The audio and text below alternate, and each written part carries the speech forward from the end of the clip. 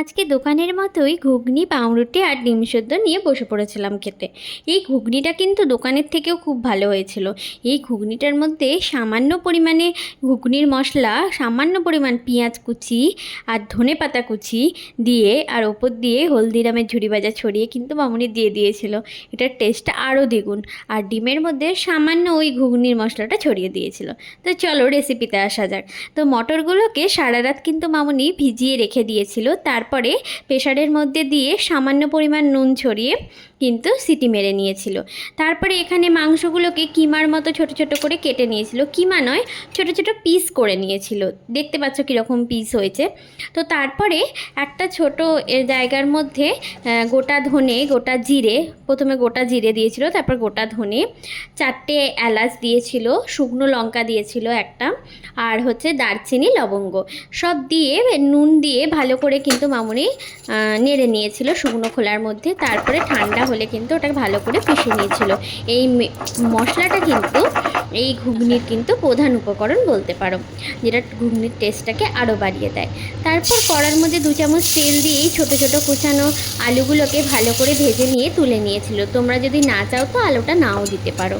তারপর ওই কড়ার মধ্যে আরও 1 চামচ তেল দিয়ে পেঁয়াজ কুচিগুলোকে দিয়ে ভালো করে নেড়ে ছেড়ে নিয়েছিল।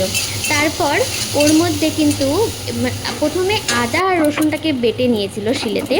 তো তারপরে কিন্তু আদা রসুন বাটাটাকে দিয়ে দিয়েছিল ওর মধ্যে। তো তারপর ওর মধ্যে এবার সমস্ত রকমের মশলাগুলো অ্যাড করতে চাইছিল। হলুদ গুঁড়ো দিয়ে দিয়েছিল, ধনে গুঁড়ো দিয়ে দিয়েছিল, জিরে গুঁড়ো, নুন দিয়ে দিয়েছিল পরিমাণ মতো, আর সামান্য পরিমাণ চিনি, তোমরা জানোই কালারের জন্য। আর একটা গোটা টমেটোকে 4 ফালি করে কেটে এর মধ্যে দিয়ে দিয়েছিল। দিয়ে তারপর একটুখানি নেড়ে নিয়ে কিন্তু যেই মাংসগুলো যে কেটে রাখা হয়েছিল ওই মাংসগুলোকেও কিন্তু এর মধ্যে তুলে দিয়েছিল। তারপরে প্রায় অনেকক্ষণ ধরে একটুখানি নেড়ে নিচ্ছিল। তারপর এর মধ্যে অ্যাড করা হয়েছিল কাশ্মীরি লাল লঙ্কার গুঁড়ো 2 চামচ, আর 1 চামচ হচ্ছে ওই ভাজা মশলাটা যেটা তৈরি করা হয়েছিল আগে। এগুলো দিয়ে খুব ভালো করে নেড়ে চেড়ে নিয়েছিল। তোমরা দেখতেই পাচ্ছ কষাটা কীরকম হয়েছে। তারপর আলুগুলো এর মধ্যে দিয়ে দিয়েছিল। দিয়ে প্রায় অনেকক্ষণ ধরে নেড়ে চেড়ে মানে পুরো কষে গেলে একটু দেখতেই পাচ্ছ কেমন তেলটা ছেড়ে এসেছে। তারপরে ওই সেদ্ধ করে রাখা মটরগুলোকে এর মধ্যে তুলে দিয়েছিল।